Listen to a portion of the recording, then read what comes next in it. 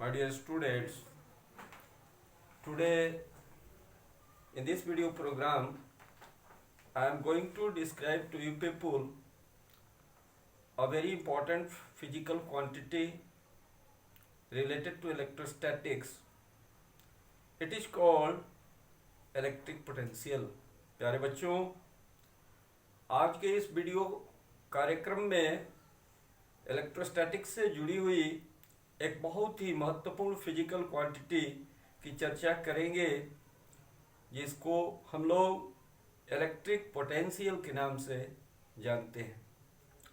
वैसे पीछे class 10th में थोड़ी बहुत तुम लोगों की आइडिया होगी इलेक्ट्रिक पोटेंशियल के बारे में। तो स्टार्ट करें हम। सबसे पहले इस इलेक्ट्रिक पोटेंशियल के बारे में सामान्य जानकारी तुम लोगों को देंगे। जैसे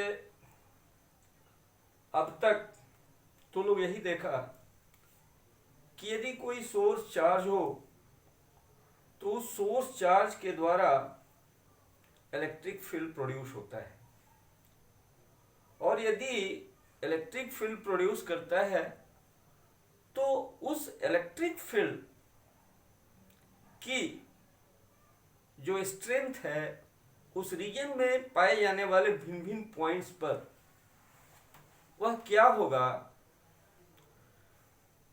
इस चीज को डिस्क्राइब करने के लिए एक फिजिकल क्वांटिटी को परिभाषित किया गया।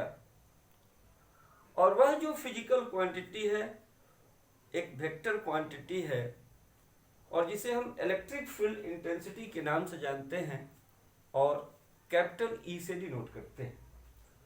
सो my dear students, in order to express electric field in a region of space produced by a source charge of physical quantity which is found to be vector called electric field intensity E is defined. Clear बात है कि यदि कोई भी charge body हो और उसके चलते इलेक्ट्रिक फील्ड स्पेस के किसी रीजन में प्रोड्यूस होता हो तो उस रीजन में जितने भी पॉइंट्स लाई करेंगे उन पॉइंट पर इलेक्ट्रिक फील्ड की क्या हिसाब किताब होगी, वह ताकतवर होगा, कमजोर होगा। ऐसे सवालों के जवाब देने के लिए अगर वह फील्ड ताकतवर है तो किस डिग्री ऑफ लेवल तक ताकतवर है, अगर वह कमजोर है तो किस डिग्री ऑफ लेवल तक वह कमजोर है, ऐसे सवालों का जवाब देने के लिए एक फिजिकल क्वांटिटी को परिभाषित किया गया है जिसको हम कैपिटल ई से डिनोट करते हैं, और जो एक वेक्टर क्वांटिटी है। अब ऐसे ही चार्ज बॉडी के द्वारा जो इलेक्ट्रिक फील्ड जनरेट होता है उस इलेक्ट्रिक फील्ड को डिस्क्राइब करने के लिए हमारे पास बिल्कुल ही इसी तरह का एक और भी फिजिकल क्वांटिटी है, लेकिन वह फिजिकल क्वांटिटी इसके जैसा वेक्टर नहीं है बल्कि स्केलर क्वांटिटी कहलाता है।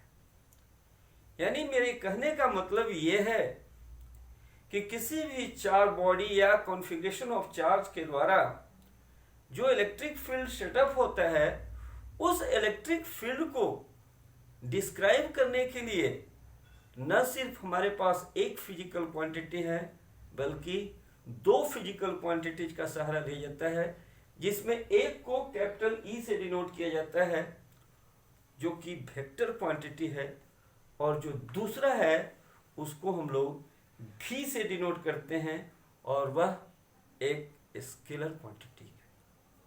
My dear students, in this video lecture I am going to describe to you people about the same vector quantity, same scalar quantity, so called electric potential. आज इस video कार्यक्रम का जो प्रायोजन है वह ये कि इसी स्केलर क्वांटिटी जिसको हम लोग भी से डिनोट करते हैं और जिसको हम लोग इलेक्ट्रिक पोटेंशियल के नाम से जानते हैं, इसी के बारे में आज हम डिस्कस करना चाहते हैं।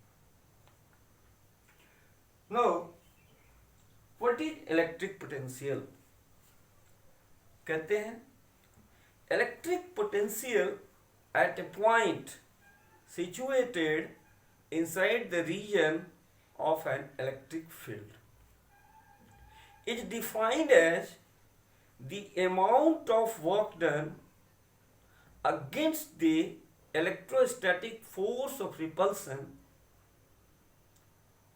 in bringing a unit positive charge from infinity to that point without acceleration and via any arbitrary path. अब ये जो मैंने डेफिनेशन बताया बहुत सारी बातों को तुम लोगों के सामने प्रश्न चिन्ह खड़ा करेगा। कहता है कि इलेक्ट्रिक पोटेंशियल हम कहाँ डिफाइन करेंगे। इलेक्ट्रिक पोटेंशियल को जब भी हमको डिफाइन करना होगा तो किसी चार्ज बॉडी या कॉन्फ़िगरेशन ऑफ चार्ज के द्वारा जो फील्ड सेटअप किया जाता है उस फील्ड में स्थित किसी बिंदु पर ही डिफाइन किया जाता है। इसलिए हमने लिखा है electric potential at a point lying inside the region of electric field. अर्थात इलेक्ट्रिक पोटेंशियल किसी बिंदु पर, लेकिन कंडीशन है वह बिंदु वह पॉइंट कहाँ स्थित होना चाहिए भाई। तो ऑलरेडी एक इलेक्ट्रिक फील्ड सेटअप होना चाहिए जो किसी सोर्स चार्ज के द्वारा या चार्ज कॉन्फ़िगरेशन के द्वारा प्रोड्यूस किया गया हो, उसमें वह पॉइंट स्थित होना चाहिए। आगे देखें, it is defined as the amount of work done in against the electrostatic force of repulsion in bringing a unit positive test charge from infinity to that point by any arbitrary path without acceleration. अब इस चीज को हम समझाएंगे, थोड़ा ये discuss कर ले। इसका symbolic notation, it is denoted by v, it's is a scalar quantity, it's SI unit is volt and CGS unit is a stat volt. The relation between volt and stat volt, it tells 1 volt is equal to 1 by 300 stat volt. और जो महत्वपूर्ण बात यह है कि if there exists a positive charge, then the value of electric potential will always come positive. यानी charge body positive है तो उस चार्ज बॉडी के चलते एक सर्टेन पॉइंट पर जो इलेक्ट्रिक पोटेंशियल की वैल्यू होती है वह पॉजिटिव मानी जाती है, पॉजिटिव ली जाती है। और यदि चार्ज नेगेटिव है तो उसके चलते जो इलेक्ट्रिक पोटेंशियल की वैल्यू होगी उसको हम लोग नेगेटिव मानते हैं, नेगेटिव लेते हैं। And it's dimension is ml/t-3 A inverse. अब थोड़ा सा इसे हम तुम लोगों को समझाना चाहते हैं।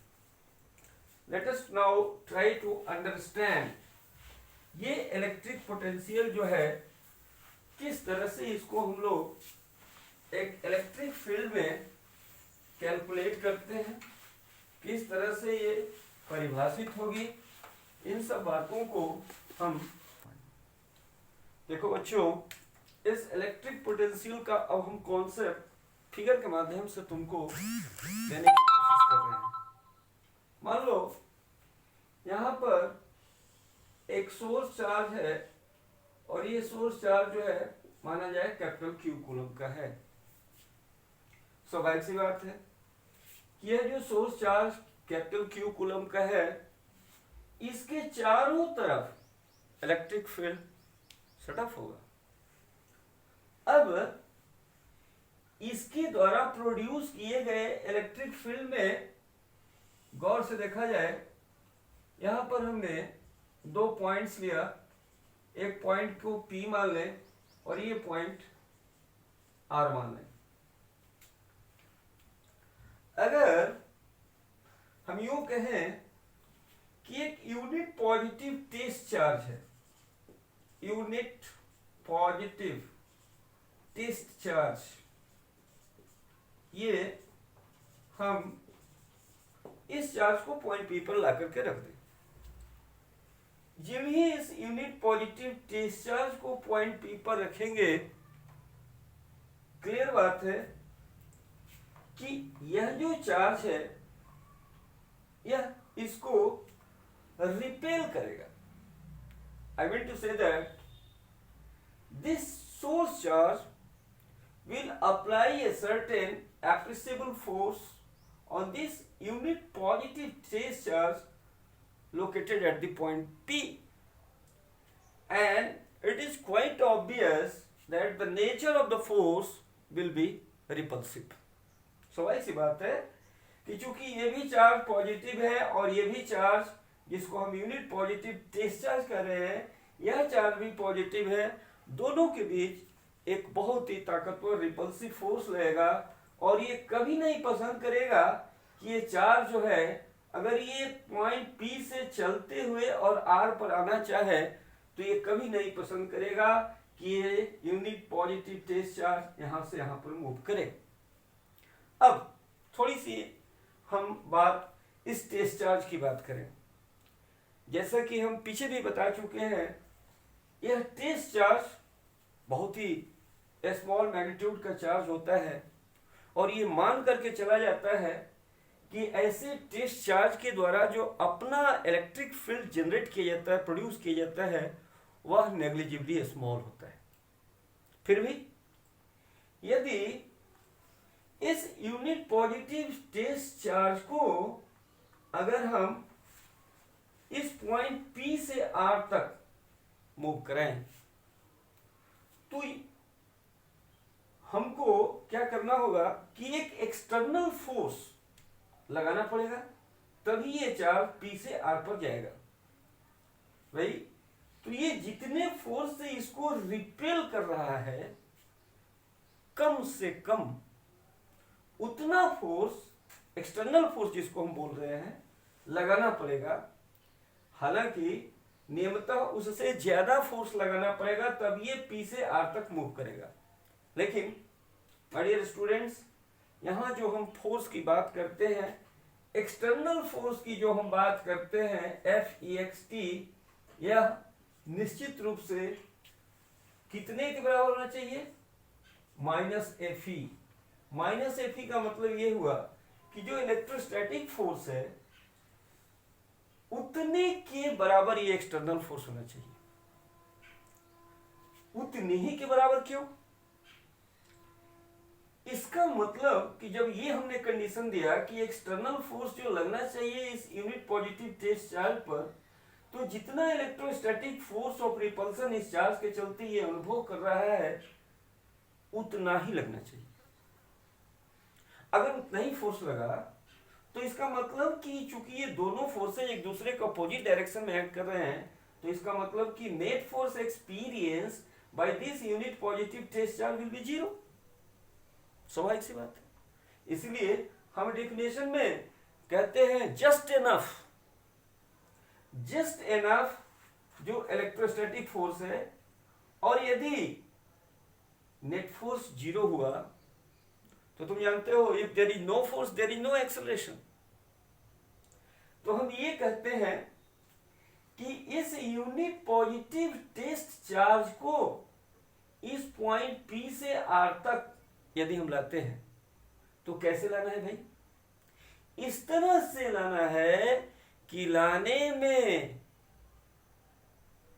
कोई एक्सेलरेशन प्रोड्यूस न हो, और यदि एक्सेलरेशन प्रोड्यूस न हो तो इसका कंडीशन ये है कि यह unit positive test charge infinitesimally small speed से इसको मूव करना चाहिए। यानी यह जो यूनिट पॉजिटिव टेस्ट चार्ज है वह बहुत बहुत बहुत कम एक कांस्टेंट स्पीड से इस पॉइंट P से R तक अगर चल करके आता है तो उस स्थिति में ये एक्सटर्नल फोर्स और इलेक्ट्रोस्टैटिक फोर्स एक दूसरे के बराबर होंगे, और इसी स्थिति में एक्सेलरेशन की वैल्यू 0 हो सकती है। ऐसी ही स्थितियों में कल्पना किया जाए ये पॉइंट P जो है, यह मान लिया जाए यहां पर इंफिनिटी हम ये पॉइंट को लोकेट कर दिया, हालांकि यह मानना गलत होगा, क्योंकि इन्फिनिटी जिसका मतलब होता है अनंत, जिसका अंत ही न हो, तो ऐसे पॉइंट को हम कहें कि वह पॉइंट यहीं पर लोकेटेड है, ये सर्वथा गलत बात होगी। लेकिन to make a better concept in your mind, हमने मान लिया कि इंफिनिटी पर ये पॉइंट स्थित है और इस पॉइंट से एक unit positive test charge, unit positive test charge, इसको हम कहाँ लाते हैं भाई? मान लिया जाए कि इसको हम पॉइंट आर में पर लाते हैं। ये आर कहाँ स्थित है? इस चार्ज बॉडी के द्वारा प्रोड्यूस किए गए इलेक्ट्रिक फील्ड में स्थित है।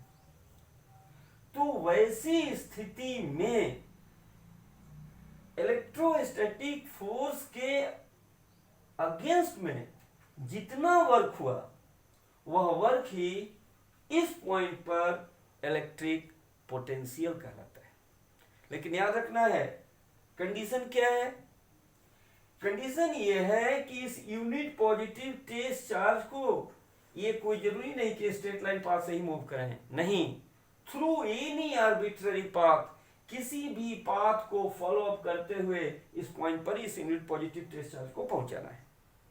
और ये भी ध्यान रखना है कि यह जो फोर्स है इतने के बराबर होना चाहिए, और यह यदि शर्त लागू होती है तभी जाकर के एक्सेलरेशन जीरो होगा, और एक्सेलरेशन जीरो तभी होगा जब ये यूनिट पॉजिटिव टेस्ट चार्ज को इनफाइनाइटेसिमली स्लो और कांस्टेंट स्पीड इसको सप्लाई करना पड़ेगा, तभी जाकर के यह पॉसिबिलिटी बन पाएगी। और उस परिस्थिति में जो भी वर्क होगा वह वर्क इस पॉइंट पर इलेक्ट्रिक पोटेंशियल कहलाएगा। Okay, thank you.